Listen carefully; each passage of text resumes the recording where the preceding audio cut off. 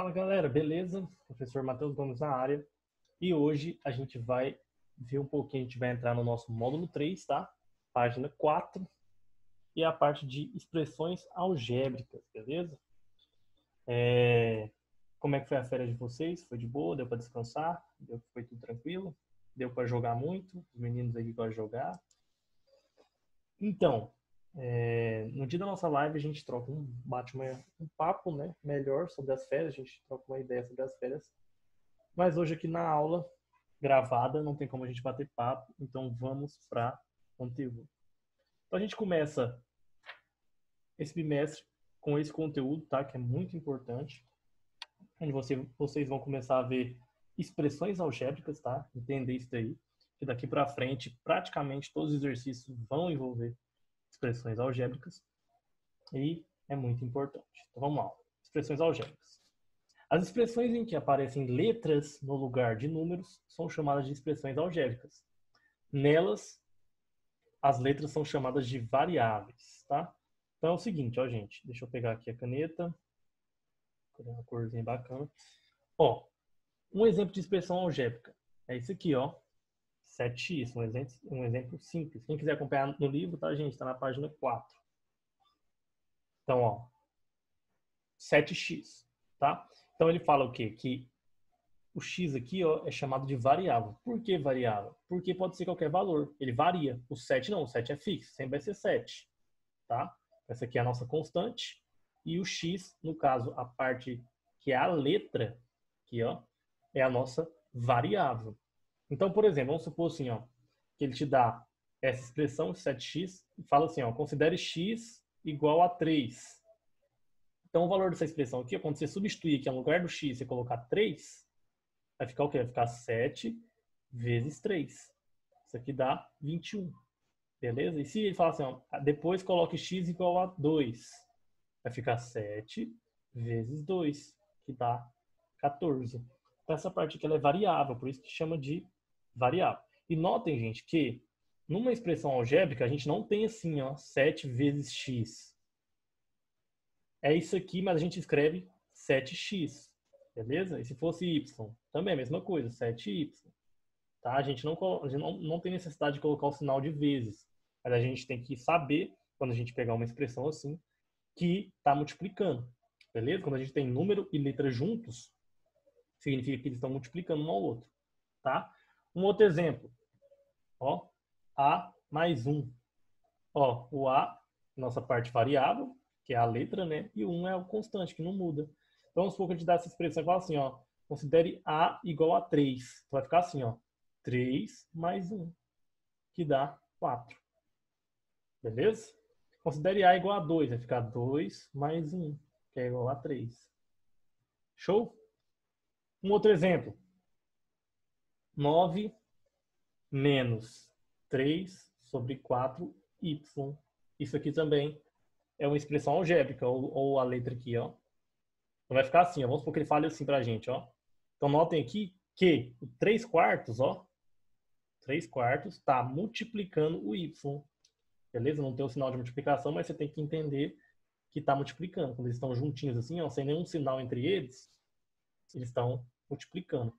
Então vamos supor que ele fala assim, ó, substitua y igual a 4. Então você vai fazer, ó, 9 menos 3 sobre 4 vezes 4. Tá? Isso aqui vai dar o quê? Vai dar 9 menos, ó, lembrem, sempre numa expressão a gente faz primeiro a multiplicação, não faz primeiro a subtração. Sempre a multiplicação e divisão primeiro. Vai ficar aqui, ó. Multiplicação de fração, 3 quartos vezes 4, vai ser o quê? Vai ser 3 vezes 4, aqui é como se tivesse 1 embaixo, né? Vai ficar 3 vezes 4, dá 12, sobre 4 vezes 1, que dá 4. Isso aqui vai dar o quê? Vai dar 9 menos 12 dividido por 4, dá 3. Então, 9 menos 3 vai dar 6. Beleza? Então, esse aqui é o valor da nossa expressão algébrica, com y igual a 4, tá? Se eu mudasse o valor de y, você dá um valor aqui no final diferente. Tá ok? Beleza. Ó, quando substituímos a variável de uma expressão por um número, efetuamos os cálculos e obtemos o valor numérico da expressão para esse número. Foi o que a gente acabou de fazer, né? A gente substituiu a variável, no caso a letra, por um número e efetuamos os cálculos. Obtemos um valor numérico da expressão. Tá? Então vamos aqui para um outro exemplo. Ó. Ele dá assim para a gente, ó, uma outra expressão. Ele dá assim, ó, A mais 2B. E fala assim, ó, em que A é igual a 1 e B é igual a menos 3. Tá? Então vamos substituir para ver quanto vai dar essa expressão? Só a gente substituir. No lugar do A vai colocar 1, no lugar do B vai colocar menos 3. Vai ficar assim, ó, 1 mais 2 vezes menos 3. Correto? Ó, no lugar do B eu coloquei menos 3. No lugar do A coloquei 1. Vai ficar assim, ó, 1 mais, lembrem-se, ó, primeira multiplicação, vai ficar 2 vezes menos 3 vai dar menos 6, né? Agora, ó, mais com menos dá o quê? Dá menos. Então, 1 menos 6. 1 menos 6 dá quanto? Eu tenho R$1, certo? Posso pensar assim, eu tenho R$1. Devo 6. Devo R$6 para fulano. Quanto que eu vou dever? Eu vou pagar 1 e vou continuar devendo 5, não é? Eu paguei só R$1 para ele, então é menos 5. Ok? Então a resposta dessa expressão para esses valores aqui, ó, de A e B, é menos 5. Tá? Beleza. Agora, gente, vamos fazer aqui, ó, a número 1. E depois eu vou deixar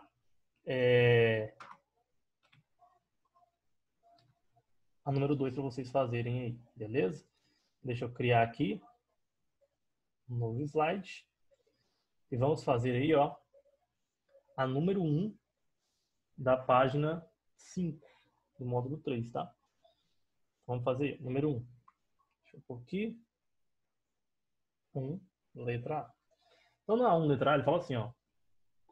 Primeiro, número 1 fala assim, ó, para cada sentença, escreva uma expressão algébrica na variável x. Também que é x, tá? Então, letra A, o triplo de x. O triplo de x é 3 vezes o x? Então, é 3x. É a nossa resposta. B, metade de x. X sobre 2. Essa é a nossa expressão. Tá? Letra C, 3 quartos de x. É 3 quartos de x. Certo? Quadrado de x. Então, D, quadrado de x é x ao quadrado. Beleza? Letra E, 3 mais o quíntuplo de x. Então, é 3 mais o quíntuplo de x. Correto? F, a gente tem 20% de x. 20%, gente, é o quê? É igual a 20 sobre 100, não é? 20 dividido por 100 dá quanto, ó? Corta um 0, ficou 2 sobre 10. 2 dividido por 10 é só a gente pegar o 2 e voltar uma casa para a vírgula, não é? A gente tem assim, ó, 2 é isso aqui, não é? A vírgula está aqui. Quando a gente divide por 10, a gente volta uma casa. Vai ficar 0,2. Então ficou 0,2x. É 20% de x. Certo? Ou poderia simplesmente colocar 20 sobre 100x. Também estaria certo.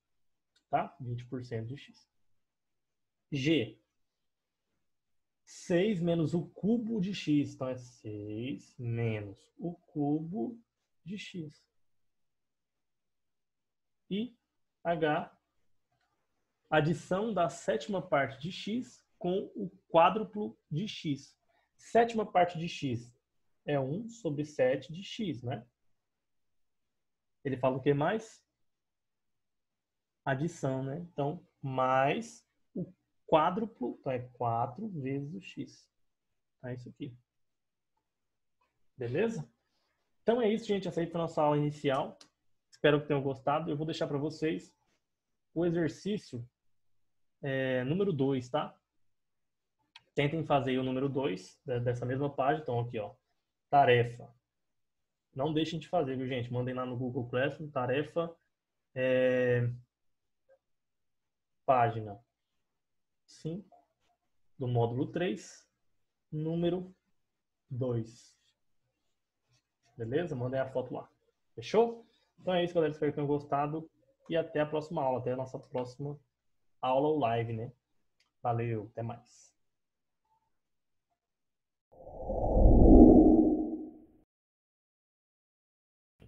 Hello, galerinha do 7º ano, tudo bem com vocês? Espero que vocês estejam bem, com saúde, prontos para essa nova jornada que é o nosso terceiro bimestre. O nosso terceiro bimestre, ele tem algumas modificações, algumas alterações, ok? Então, entre essas modificações que foram feitas, está o fato de que as nossas aulas de artes, elas serão de 15 em 15 dias. Então,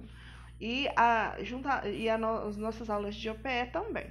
Então, como que vai ser feito? Uma semana, a gente vai ter a nossa aula de artes, nossa atividade, ok. Na outra semana, no mesmo dia, na quarta-feira, que é a aula de artes, vai ser a aula de OPE. Então, uma semana vocês vão ter aula de artes, na outra semana, aula de OPE, ok? Quanto às notas, continuam do mesmo jeito. Todas as atividades que nós vamos realizar vão ser atribuídas uma nota, porque como vocês sabem, artes não tem prova, né? Então, no final do semestre tem uma prova para avaliar vocês, não. As nossas notas vão ser feitas de acordo com as atividades que vão sendo realizadas por vocês.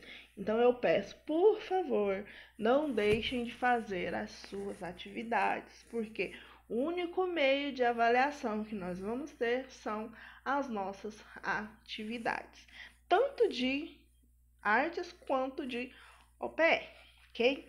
Então, terceiro bimestre, nosso livro de artes, tá aí, coloquei na sua tela, tá estampado a capa do nosso livro de artes, terceiro bimestre, módulo 3, certo?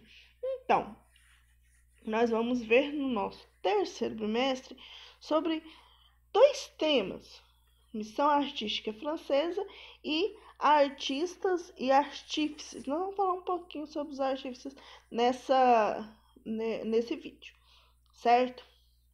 Começando, então, vamos lá, começar do começo, como diz minha mãe, né?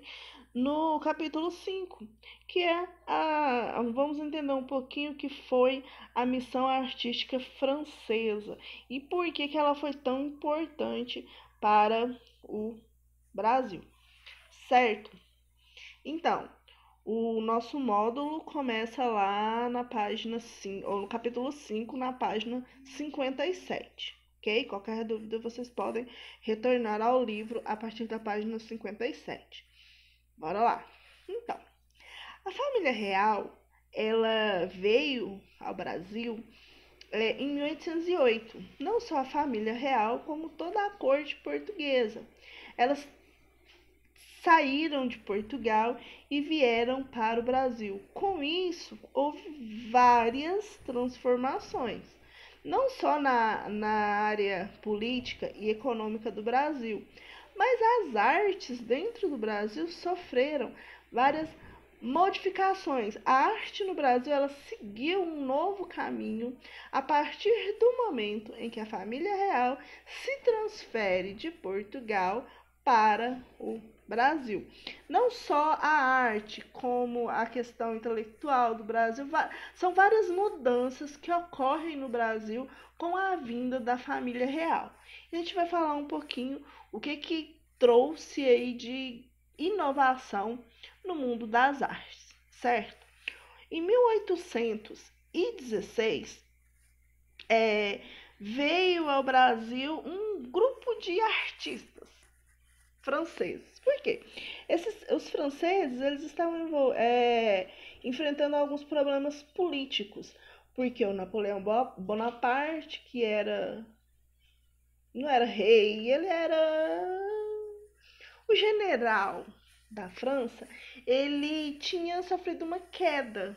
Ele tentou conquistar várias terras e acabou assim sofrendo uma queda drástica. Com isso, a França estava passando por dificuldades.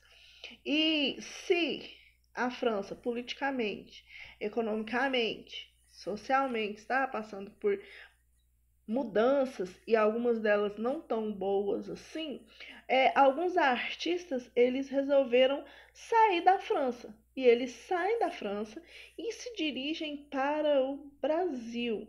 E em 1816 chega no Brasil a então chamada, denominada Missão Artística Francesa, que é um grupo de artistas e artífices de formação neoclássica que iriam exercer uma profunda influência na pintura brasileira. Não só na pintura, nas artes em geral dentro do Brasil, ok? Então, o que é um artífice? Vou falar mais ou menos porque depois a gente vai ver sobre esse assunto. O artífice ele é um operário especializado num determinado ramo de atividade, que realiza trabalhos manuais. O termo ele é usado como um sinônimo de artesão. Então, lá em 1800 fazia-se mais ou menos essa divisão. O artista é aquele que pinta um quadro, uma paisagem, e o artífice é aquele artesão que produz, que cria algo com as suas mãos, um banco artesanal, um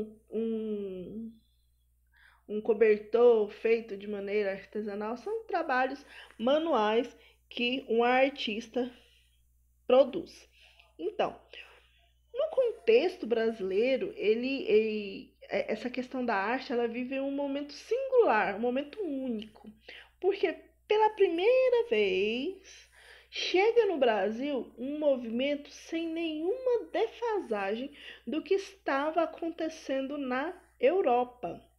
Ou seja, o movimento dos artistas neoclássicos, ele acontece no Brasil simultaneamente, ao mesmo tempo que está acontecendo na Europa. E isso é um momento singular, um momento ímpar. Porque geralmente o que acontecia? As coisas explodiam na Europa e depois vinham para as Américas no geral. Esse movimento não, o movimento neoclássico, ele estava acontecendo na Europa e aconteceu ao mesmo tempo dentro das terras brasileiras. Isso foi algo de bastante notoriedade para a época e até os dias de hoje. Os dois principais artistas que vieram junto com a missão artística francesa foram o Taunay e o Debré. O Taunay, ele era mais especializado, digamos assim, ele gostava mais de pintar as paisagens brasileiras, as paisagens do século XIX. Só que as paisagens que ele gostava de pintar, como vocês vão ver aí na obra anterior e nessa que eu estou mostrando agora, eram obras de um Brasil urbanizado. Ele não pintava muitos índios, a paisagem natural do Brasil. Ele pintava mais, ele representava mais esse Brasil urbanizado. Por quê? Para mostrar para o resto do mundo, principalmente para a Europa, que o Brasil estava progredindo, que o Brasil não era um país nativo com paisagens exóticas e um mundo exótico. Era um mundo que estava sendo construído e urbanizado de forma como a Europa estava sendo pintada. Ele resolveu pintar o Brasil também da mesma forma, mostrando aí o progresso em que o Brasil estava se firmando. Um outro artista é o Debré. O Debré ele já é um artista mais polêmico, digamos assim. Por quê? O Debré, ele desenvolve um trabalho totalmente diferente do Taunay. Ele gosta de representar pessoas e as pessoas que ele mais pintou, que ele mais se interessou pela vida, foi a vida dos negros. Então o Debré, ele pintou muitos quadros que tinham negros. Os quadros do Debré, eles continham umas imagens alguns tinham imagens bastante fortes de negros sendo açoitados, castigados. e como eles eram vistos pela população suprema branca, como eles eram tratados pelos seus donos. Alguns quadros de Debré, inclusive, eles foram censurados durante um tempo pelos nobres portugueses, porque tratavam dessa violência. E os portugueses, óbvio, os nobres, eles não se viam como pessoas violentas. Então, alguns desses quadros eles foram proibidos, digamos assim, de serem vendidos, de serem expostos. Mas depois as coisas se ajeitaram e hoje as obras do Debré, elas não são, elas, na verdade, as obras do Debré hoje, elas são fontes de estudo, principalmente histórico, sobre como os negros aí eram tratados. Algumas dessas aventuras do Debré pelo Brasil, ele escreveu aí em um livro. Em 1934 foi publicado em Paris o livro Viagem Pitoresca e Histórica ao Brasil. Esse livro, ele, na verdade, ele é um diário de bordo do Debré, no qual ele descreve, através dos seus desenhos e do que ele viu, tudo que ele viu, as visões que ele teve, principalmente do Rio de Janeiro, que foi onde ele passou a maior parte do tempo dele no Brasil, foi no Rio de Janeiro. Lembrando, galerinha, que o Brasil ele não se traduz no Rio de Janeiro, mas nós estamos falando de 1816, 1817, por aí, que o centro urbano do Brasil era o Rio de Janeiro. Então, assim, as outras regiões do Brasil, na verdade, algumas não existiam e outras eram consideradas apenas como algo para se obter lucros. Então, na verdade, o Brasil se resumia ao Rio de Janeiro. Então, se a gente for ler essa obra, a gente vai ter um relato do que era o Brasil dentro do Rio de Janeiro, ok? Um outro motivo da vinda desses artistas para o Brasil foi o convite, né, da família real que fez para que se inaugurasse aí a primeira Academia Imperial de Belas Artes, ou seja, a primeira escola de artes do Brasil, que é essa imagem que eu coloquei para vocês, que foi inaugurada em 12 de agosto de 1816. Era inaugurada no Brasil aí a primeira escola de artes, ok? Então, pessoal, é isso que eu tenho para falar para vocês do que foi aí a missão francesa, missão artística francesa, e ela cumpriu, ela veio e cumpriu seu propósito, que era realmente trazer o neoclássico para o Brasil e também inaugurar aí a Escola Imperial de Belas Artes, certo? Um exercício facilino para vocês aí na página 60. Vamos pensar um pouquinho no Debré. Eu, particularmente, gosto muito das obras do Debré, né? Então, na página 60, vocês têm essa imagem. Vocês vão olhar para essa imagem e vão falar um pouquinho do que vocês estão vendo aí nessa imagem. Em uma folha à parte, vocês vão responder as seguintes perguntas sobre essa gravura. Pensando aí no Brasil do século XIX. Quais pessoas estão à frente e quais pessoas estão atrás nessa representação? Lembrando que não é só assim, quem está na frente? Um homem ou mulher? Não. Por que está representado desse jeito?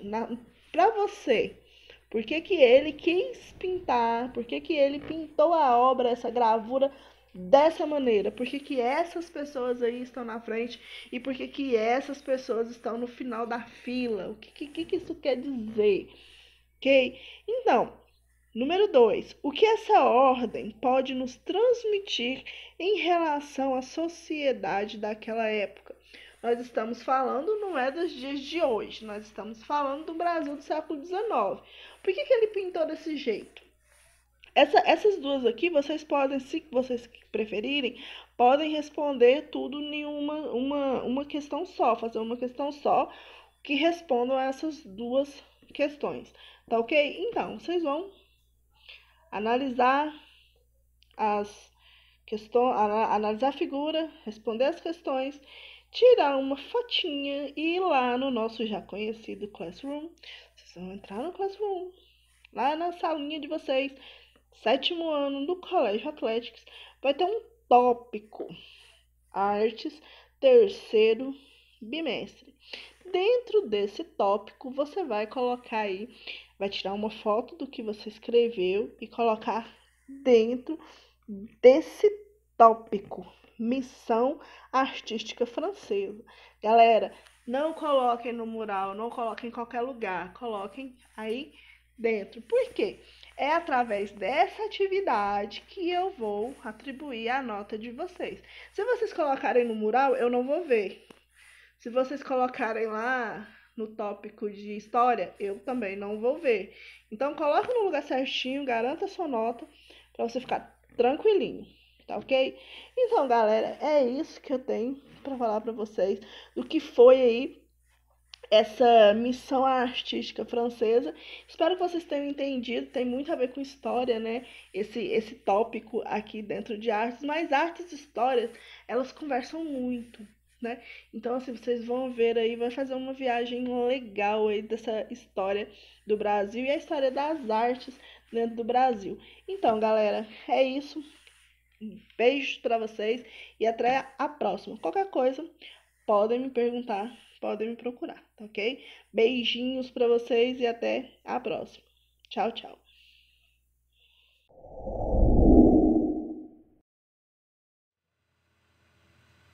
Bom dia, 7º ano. E aí, tudo bem com vocês?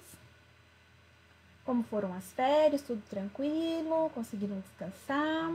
Espero que tenha sido tudo muito proveitoso e alegre para todo mundo.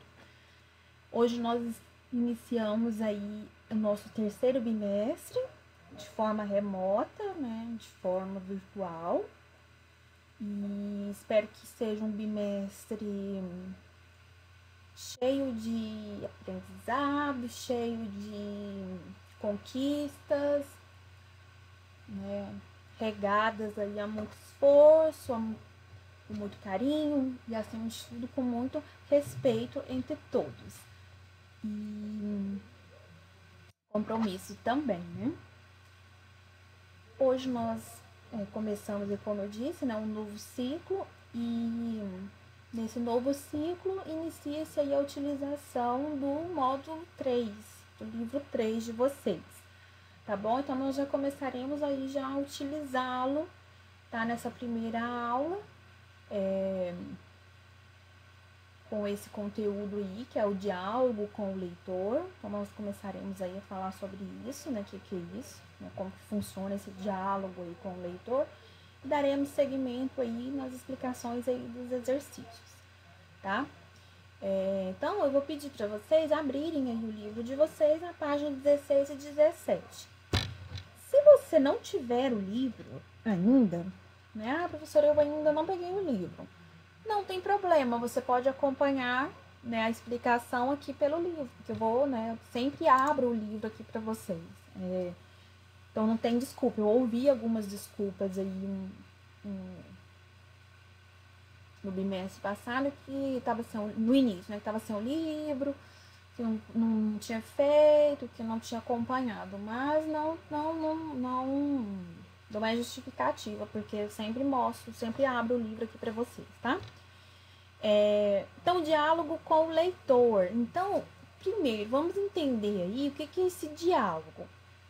O que é dialogar? Nesse momento agora, eu estou o quê?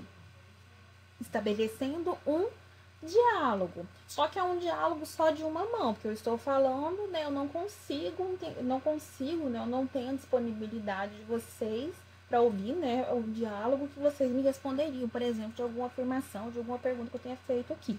Mas é um diálogo. É uma conversa, né? E como que isso funciona aí dentro da literatura, dentro da escrita em si, dentro dos gêneros textuais, né? O diálogo, né, como vamos acompanhar aí na leitura, é um recurso empregado na escrita para representar a fala dos personagens. Ele pode ocorrer, por exemplo, entre um personagem e outro, ou entre o narrador, ou o eu lírico e o leitor. Então, às vezes você lê algum livro que o narrador ele está falando com você, está estabelecendo um diálogo com o leitor, ou até mesmo com os personagens, dependendo do tipo do livro, né, da história em si. Então, vamos observar aí, porque esse trecho aí do cartaz que tem lá na página 9. Em caso de desrespeito à lei, procure a promotoria de justiça da sua cidade. Então, uma imagem, uma informação que vem aí do Ministério Público do Estado da Bahia. Olha a pergunta que é feita para vocês. Esse trecho apresenta diálogo com o leitor? Escreva os elementos do texto que permitem que vocês chegassem a essa conclusão. Esse texto aqui, ele dialoga com você em casos de desrespeito à lei, procure a promotoria de justiça da sua cidade. Então, quando você diz procure, você está conversando com alguém. Então, se eu chego em você e falo assim, vocês falam assim, meninos, procurem o professor de álgebra, por exemplo. Então, eu estou conversando com você, estou estabelecendo um diálogo. Então, aqui dentro desse texto, né, para responder isso daqui, tem-se esse diálogo. E aí, se você colocar que sim ou não, você vai comprovar aí com elementos aí que você vai retirar aí do trecho. A2. Com que intenção foi empregado nesse trecho o recurso de dialogar com o leitor? Explique. Então, qual foi a intenção de colocar aí esse diálogo entre o leitor? Por quê? Depois a número 3. Leia o trecho a seguir da série A Torre Negra, do escritor norte-americano Stephen King, cuja narrativa se passa em um mundo diferente e narra a saga de Roland, um homem que tem a missão de não deixar a Torre Negra cair, pois ela suporta todo o universo. Para ajudá-lo, ele leva Edith, Susana e Jack, que moram em Nova York, para aquele mundo distante onde encontram um animal semelhante a um cachorro do nosso mundo. Então, eu vou ler o trecho para vocês. E assim, meu caro e fiel leitor, eu lhe digo o seguinte, você pode parar aqui. Pode deixar sua última memória ser a visão de Ed, Susana e Jack no Central Park. De novo juntos pela primeira vez, ouvindo o coro de crianças a cantar O Menino Nasceu. Você pode se alegrar sabendo que, mais cedo ou mais tarde, Oi também entrará no quadro, provavelmente numa versão canina, com pescoço comprido, curiosos olhos rodeados de dourado e um latido que, às vezes, vai soar estranhamente como fala. É um belo quadro, não é? Fez uma pergunta, dialogou, né? Eu penso que sim, e também parece bastante perto do Felizes para Sempre. Perto bastante para o governo, como diria Ed. Então, aí é esse trecho, né, que foi citado aqui no enunciado, e aí vem as questões. No trecho apresentado, com que intenção foi empregada a expressão fiel leitor em letra maiúscula? Qual foi a intenção de colocar aí em letra maiúscula esse fiel leitor? B. Ao sugerir ao leitor que ele pode parar a leitura do livro nesse trecho, que reações se espera do leitor? Que reações? São reações animadas, são de tristeza, são de alegria, são de entusiasmo, né? Quais são, né, as reações? Agora vamos aí para o número 4, ó. Leia o trecho a seguir. Vou ler para vocês também, tá? Essa mulher que matou os peixes, infelizmente sou eu, mas juro a vocês que foi sem querer. Logo eu, que não tenho coragem de matar uma coisa viva, até deixo de matar barata ou outra, uma barata ou outra. Dou minha palavra de honra, que sou pessoa de confiança e meu coração é doce. Perto de mim nunca deixo criança nem sofrer. Pois logo eu matei 2 peixinhos vermelhos que não fazem mal a ninguém e que não são ambiciosos, só querem mesmo é viver. Pessoas também querem viver, mas felizmente querem também aproveitar a vida para fazer alguma coisa de bom. Não tenho coragem ainda de contar agora mesmo como aconteceu, mas prometo que no fim deste livro contarei a vocês que vão ler essa história triste. Me perdoarão ou não? Vocês hão de perguntar, por que só no fim do livro? E eu respondo, é porque no começo e no meio vou contar algumas histórias de bichos que eu tive, só para vocês verem que eu só poderia ter matado os peixinhos sem querer. Estou com a esperança de que no fim do livro vocês já me conheçam melhor e me deem o perdão que eu peço, a propósito da morte dos 2 vermelhinhos. Em casa chamávamos os peixinhos de vermelhinhos. Clarice Lispector, a mulher que matou os peixes. Que situação vivenciada pela narradora do texto é apresentada? Qual foi a situação? O que aconteceu com essa narradora? B. No texto há um diálogo entre a narradora e o leitor. Qual é o objetivo desse diálogo? Qual é o objetivo desse diálogo que tem entre a narradora do trecho aí e o leitor, né? Quem que é esse leitor? Somos nós, né? Qual que é o objetivo de ter esse diálogo, essa conversa? E aí, né, na letra C, nós temos aí, em sua opinião, o que teria acontecido com os peixes? Você se interessou por conhecer o final dessa história? Comente, né? Responder oralmente. Aí, quando nós estivermos corrigindo esses exercícios aí durante a live, aí nós comentamos aí quem teve interesse ou não, né, para saber o desfecho aí nesse livro. Eu já sei, porque eu já li o livro, mas não vou falar, vou deixar aí vocês, né despertem aí a curiosidade para saber, tá?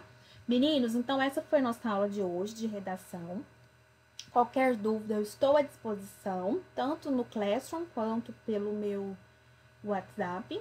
Continuamos aí da mesma forma que foi o segundo bimestre, tudo bem? Um abraço para vocês, tudo de bom, uma ótima semana e até a próxima aula. Tchau, tchau.